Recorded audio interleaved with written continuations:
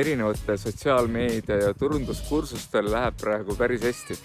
Tähendab seda, et inimesed otsivad endale lisasissetulekut või alustada ettevõtlusega. Aga üks päev tuleb see, kui sa pead hakkama müüma. See kõik, mis sa oled õppinud, on väga vajalik, aga ilma müügita sa ikka ei saa. Ja siis tuleb see müügihirm. Kuidas mina? Kes see mina olen? Müügihirm 3 asja. Et sa pead uskuma tootesse, teenusse, mida sa pakud. See on number 1 asi. Ja alguses, eriti kui sa pakud mingit teenust ehk müüd ennast, siis sa mõtledki, kes ma olen? Sa pead väga kiiresti saama oma esimesed müügid ja väga kiiresti esimesed tagasisided, et sa saad kedagi aidata. Sa ei saa kõike aidata, aga sul piisab, kui sa ühte seltskonda saad aidata. Ja siis sul hakkab see eneseusk kasvama ja julged rohkem müüa.